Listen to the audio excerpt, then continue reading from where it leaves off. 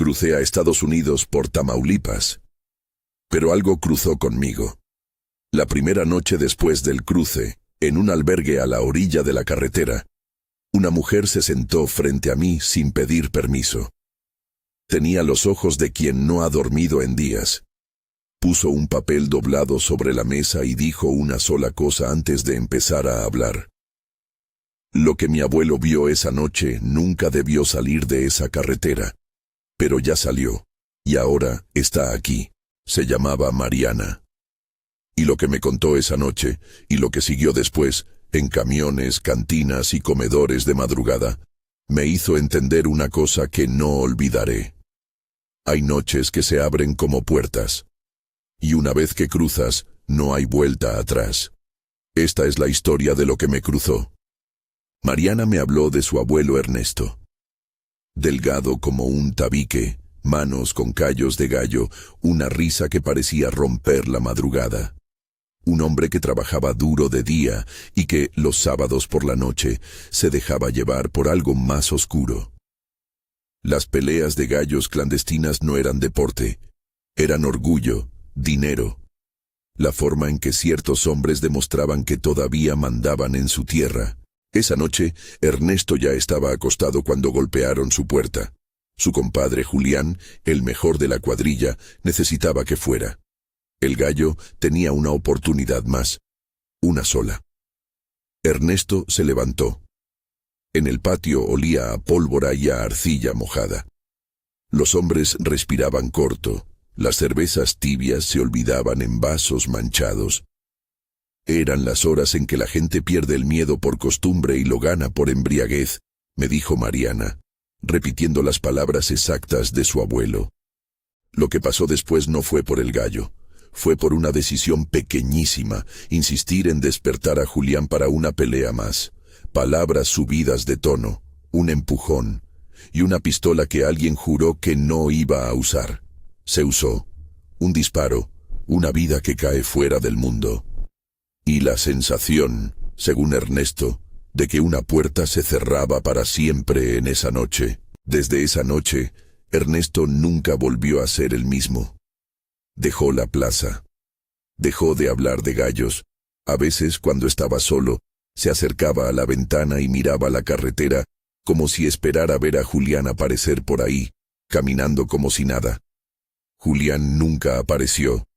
Mariana me miró cuando terminó de contarme y dijo en voz baja, casi para sí misma: si ya estás acostado, no salgas. Si esta historia te llegó, deja tu like. Y si alguna vez algo cruzó en tu noche, cuéntamelo en los comentarios. Quiero escuchar esas voces. Caminé unos kilómetros más y subí al camión de la madrugada que iba hacia Reynosa. Fue ahí donde un muchacho con una sonrisa tensa me mostró una foto arrugada. Un Mustang nuevo. Rojo. Lo compré cuando tenía 19. Dijo. Voz de quien mira una imagen y no quiere que el presente borre el pasado. El Mustang era un animal. Rugía, brillaba, prometía. Olía a cuero nuevo y a gasolina. Y esa noche, el muchacho tenía una sola cosa en la cabeza: mostrarle el carro a su hermano Dani. No podía esperar a la mañana. La impaciencia era más fuerte. Vente, te lo tengo que mostrar. Dani, medio dormido, se dejó llevar. Las luces de la ciudad se deshilachaban en la carretera como luciérnagas desenfrenadas. Música muy alta, la calle vacía, el pedal al fondo. Al principio iban despacio, luego la prisa los ganó.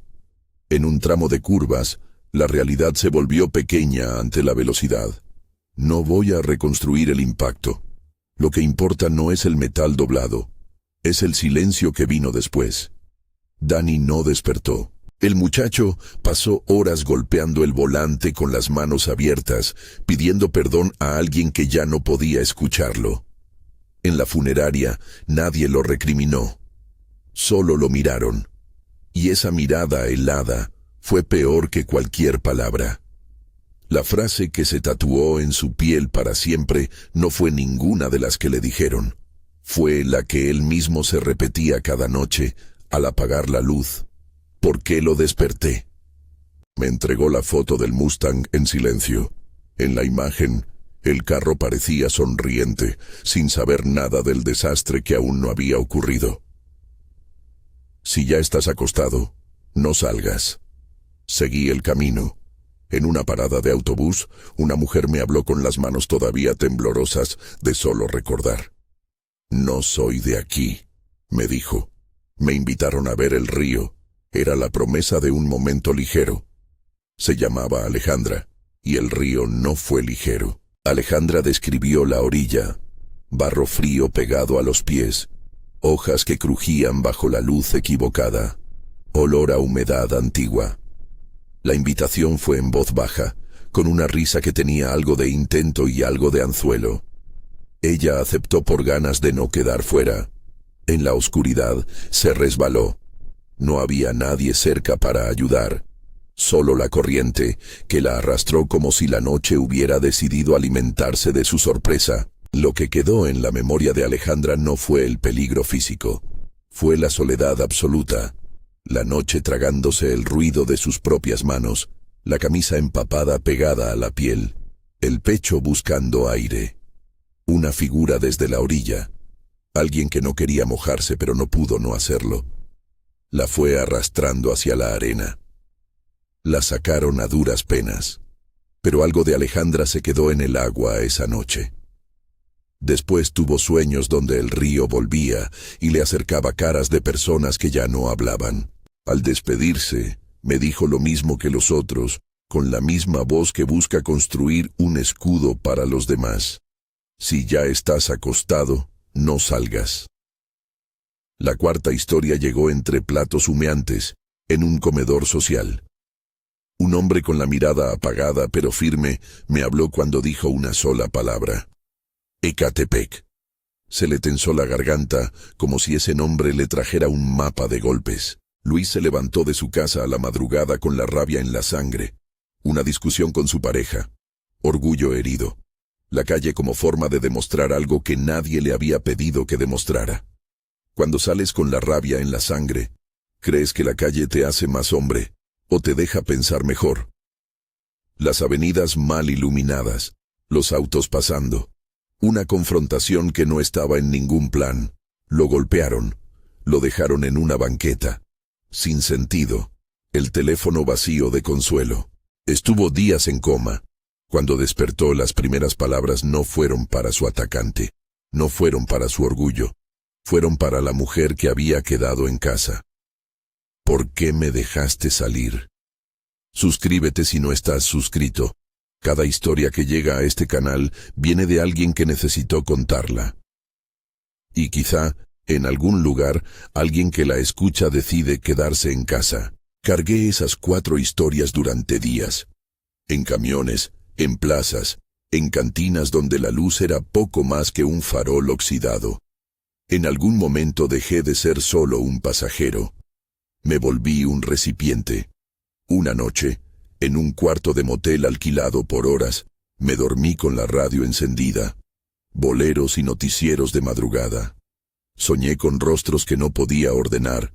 Julián junto al gallo. Dani riendo en el Mustang. Alejandra hundida en el río. Luis mirando la puerta de su casa. En el sueño, todos estaban en el mismo banco de una plaza. Y me miraban como si yo hubiera sido el que los invitó a salir de la cama. Me desperté de golpe con la sensación de que alguien había entrado en la habitación. No había ruido de puerta, solo un olor. Tierra mojada y tabaco frío.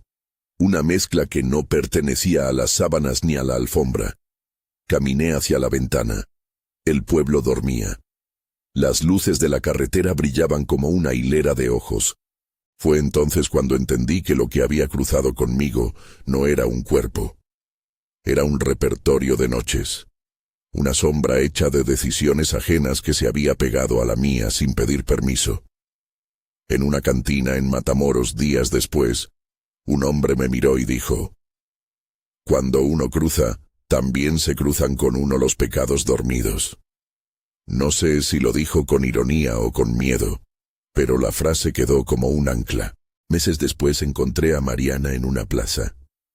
Le dije que su abuelo Ernesto no había caído en el olvido, que su historia me había servido para advertir a otros.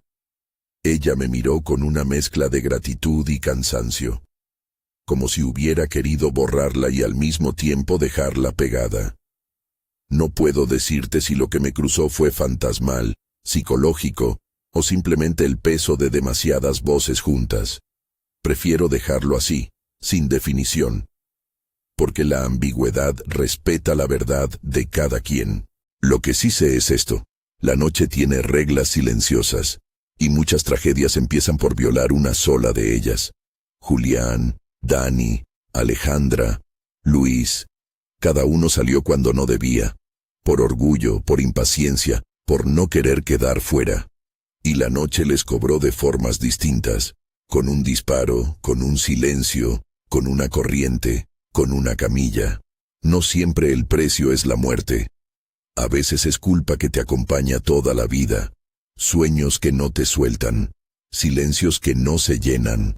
Si esta historia te movió, suscríbete. Y si tienes un relato que necesita salir, algo que cruzó contigo en la noche, envíamelo. Quizá lo que te pasó pueda evitar que alguien más salga de la cama. Comparte este episodio con alguien que necesite escucharlo. Y cuando la noche llegue y la cama te abrace, si ya estás acostado, no salgas. Hasta la próxima. Y cuida tu noche.